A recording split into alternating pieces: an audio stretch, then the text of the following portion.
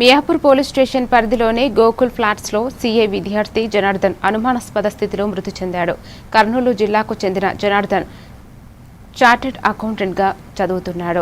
తన గదిలో ఉరివేసుకుని కనిపించగా ఘటనా స్థలంలో రక్తపు మరకలు ఉండటంతో కుటుంబం సభ్యులు అనుమానాలు వ్యక్తం చేస్తున్నారు. తమ కుమారుడు ఆత్మహత్య చేసుకునే వ్యక్తి కాదని, దీని వెనుక కుట్ర ఉండవచ్చని తల్లిదండ్రులు ఫిర్యాదులో పేర్కొన్నారు. కేసు నమోదు చేసిన మియాపూర్ పోలీసులు మృతదేహాన్ని పోస్టుమార్టం నిమిత్తం గాంధీ ఆసుపత్రికి తరలించి క్లూస్ టీం సహాయంతో ఆధారాలు సేకరిస్తూ దర్యాప్తు కొనసాగిస్తున్నారు.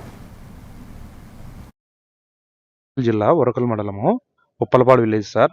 మా ఊరు అబ్బాయి ఇక్కడ గోకుల్ చాట్లో దాదాపుగా 3 సంవత్సరాల నుంచి అక్కడ ఉంటున్న నివాసము, బిల్డింగ్ అద్దెకు తీసుకొని. తర్వాత నిన్న మధ్యాహ్నం 2 గంటల తర్వాత వాళ్ళ బావతో కూడా మాట్లాడినాడు. తర్వాత 7 గంటలకు మాకు ఫోన్ చేసి చెప్పారు సార్. ఆ రోజు చూసాము. తర్వాత మేమంతా కోరుకున్నది ఏంటంటే అతనికి న్యాయం జరగాలని, ఆ కుటుంబానికి. అతను నిజంగా సొంతమే హ్యాంగింగ్ చేసుకున్నాడా, లేకపోతే దాంట్లో ఏమైనా కుట్ర దాగి ఉందా, ఎలాంటి ఏదైనా ఉందా, పోలీసు వాళ్ళు దాన్ని ఛేదించాలని కోరుకుంటున్నాము. దయచేసి ఆ కుటుంబానికి న్యాయం చేయాలని కోరుకుంటున్నాను సార్. నా పేరు అయ్యస్వామి, ఉప్పలపాడు సర్పంచ్. Thank you. నాకు జనార్దన్ బావ అవుతాడు. నేను చనిపోయే 2 గంటల 17 నిమిషాలకు నేను మధ్యాహ్నం కాల్ చేశాను. కాల్ చేసి ఎక్కడ ఉన్నారు బావ, ఏం చేస్తున్నారు అని అన్నని అడిగాను.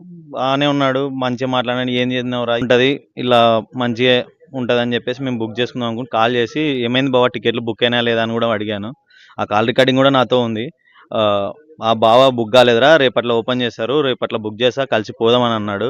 దాని తర్వాత నేను ఆఫీస్కి వెళ్ళాక నా ఫోన్స్ అలో ఉండవు. 8 గంటలకు నాకు ఈ సమాచారం అందింది. ఇట్లా మీ బావ కోసుకున్నాడా లేదా కొరుక్కున్నాడా అని చెప్పేసి. కొరుక్కుంటే మటుకు ఇట్లా స్టెప్స్ అని అక్కడ ఫుట్ ప్రింట్స్ ఉన్నాయి. దాన్ని పోలీసుల వాళ్ళు నీట్గా గమనించి ఖచ్చితంగా ఛేదించాలని, న్యాయం చేయాలని, ఇట్లా మాకు కుటుంబ సభ్యులందరికీ న్యాయం చేయాలని కోరుకుంటున్నాను.